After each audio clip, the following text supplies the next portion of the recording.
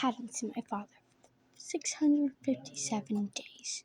From this exact moment, that is 1 year, 9 months, 2 weeks, 4 days, and 1 hour. That's how long it had been since I had not waved goodbye. In 657 days, we had not heard anything about him or from him. Mama believed that Papa was still alive, and so did Grandmother, who was beginning to have doubts. We never said that out loud. Life for our family was difficult enough without me bringing up the fact that if he could, Papa would have written us by now. Besides, we were hardly the only family wondering what had become of their loved ones. On May 10th, 1940, Germany invaded France. We bypassed our thin lines of defense on this border, then rolled through the country in Biscuit, a lighting year. Within 2 months, France surrendered, and Germany took possession of our land, our resources, and nearly 2 million French soldiers became prisoners of war almost overnight. Maybe Papa had been taken too, or maybe something worse had happened. I didn't want to think about that. I couldn't, because now I had a job to do. I entered into my journal with the code name Female Long Throw.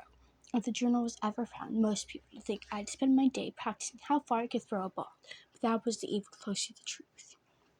The real message would only be found by unscrambling the letters.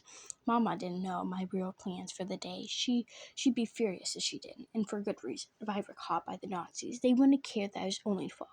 An enemy was an enemy, and all enemies must be stopped.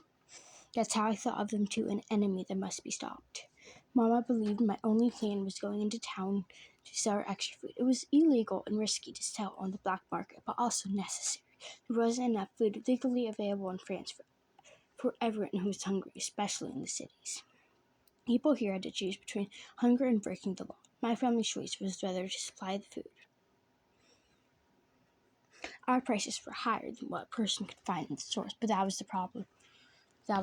Too often, the store shelves were empty. People were angry about the prices that changed. They didn't understand how expensive it was to run a farm during wartime. Mom was saving every franc that she could in hopes of getting us out of France. These last 2 years of the German occupation had been difficult. But no, not difficult. That wasn't the right word at all. They had been devastating. When the war first broke out, Papa had wanted to get us out of France. He planned to bring us to England with him, but Mama worried that England wouldn't be any safer than France. Then the telegram came from London and all the plans changed. Papa left for war. He didn't go as a soldier, but I knew by the worry on Mama's face that he was in the battle somehow. The only thing I could think of is that he must be part of the resistance. That was why I helped the resistance. It felt like I helped Papa too. Thus, the female long throw. Maggie, are you ready to go? Mama called from the back door of the house. She's French, so it sounds like Meg when she pronounced my name, but I loved it. Papa is British. Papa calls me Margaret, but when it was only him and me, he called me Daisy, because the French word for daisy flower is margarita. I especially love that. Almost ready, Mama, I called back. I finished my entry for the day and set the journal into the small hole Papa had dug out beneath the floor in Remir's barn before he left. And pencil went on top of the journal, and then I returned the 2 pieces of barnwood flooring where they belonged. As always, I covered them in the dust and straw to be sure that my hiding place looked the same as everywhere else. In the distance, church bells rang out the town. 8 in the morning. I was late today. Some customers would have already been arriving from Paris. I needed to be there to greet those I knew, the people I trusted, and I wanted to sell all my food before any newcomers could find me. Most of them were safe, but there were also those who stole food out of desperation, or those who might even report us to the authorities if they didn't like what we had to offer. I didn't blame them when they did, not much. From the reports we heard on the radio, we were better off here in the force of the purchase than in the cities where they faced a stronger Nazi presence, sharp questions of royalties, and where hunger, even starvation, was a constant threat. I wouldn't have much to sell today. Still cold outside, and so far this seemed to be the kind of winter that would linger, trying to stretch as far into spring as possible. Mama said that while we needed the money, we also needed food for ourselves until the first harvest came in. We wouldn't eat like the wealthy, or like the Germans in our pubs and restaurants, but I held back enough food that we wouldn't starve either. Try not to think about my hunger as I chose several of the softer potatoes for today, those that wouldn't last much longer. Even if they were old and rubbery, they'd still sell. Some people had store is grinding acorns to make coffee and boiling pumpkins to create a sugar substance. By comparison, a rubby old potato was fine dining. I finished packing my bag, covering our potatoes with a few school books, which are only for show. I didn't see the point in studying the German-approved books that we were not supposed to read. It seemed more than propaganda that had become numb too long ago. Pro-German stories flooded through the radio waves until my ears ached with them. Their phony pictures and slogans were plastered on posters pasted up all over town, so that I saw them when I shut my eyes. The German propaganda was even jammed into our heads in news steals on our rare trips to the movie theater.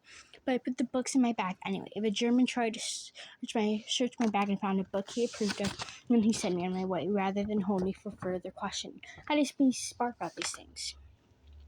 I did grow up quickly over the last 2 years and learned to take care of myself. Most of the time, I feel older than my age. Picked up my bag and slung it over one shoulder, then stood up straight as Mama had taught me. Never look as though you're carrying anything heavy. Never make anyone curious about you. She had warned me of this so often and never failed to hear her words in my head whenever I left to sell food. Mama was waiting at the door as I left the barn, and I couldn't help but stare. Most people did. She was a beautiful woman. Everyone said so. I doubted I'd grown up to be as beautiful as she was. But few people ever could be. My hair was brownish, without actually being brown, and my eyes changed with the light or the colors I wore. I hope that made it harder for people to identify me, or to remember my face. This was important because I had my father's courage, and these days courage mattered most to me. As I came closer, Mama gave me one of her pretend smiles, and even that quickly faded. You will sell the food and come back home quickly? Yes, Mama, I will. Mama and I used to sell together, but last summer we decided it was less suspicious if I worked alone. So far I'd managed fine on my own. I had a few errands to run today. Be sure to do your afternoon chores. My brow wrinkled. What errands? Mama hesitated, and I glanced behind her, spotting a brown suitcase on her floor. I've seen it before, but Grandmother told me not to be curious about something better left to adults. Instead, I've been more curious than ever. I only knew one thing about it. The suitcase was heavy, but whenever Mama left the house with it, she'd stand straight and tall as if there were only feathers inside, just in case someone was watching. These errands had nothing to worry about. There was an extra voice that made my guts twist into knots. I wanted to believe her. I needed to believe her. I was already worried, and she hadn't even left the house. Mama must have seen I worried, for she brushed a hand over my hair and smiled. There were things to be done, that's all. Things to be done. What was that supposed to mean? Mama often talked that way lately in bundles of words that said nothing whatsoever, giving long explanations without hidden information. She didn't want me to know her plans for the day, as much as I didn't want her to know mine, I suppose. Mama gave me a quick hug. After I returned, we're planning a fun evening together. Perhaps you can solve the last of your father's codes.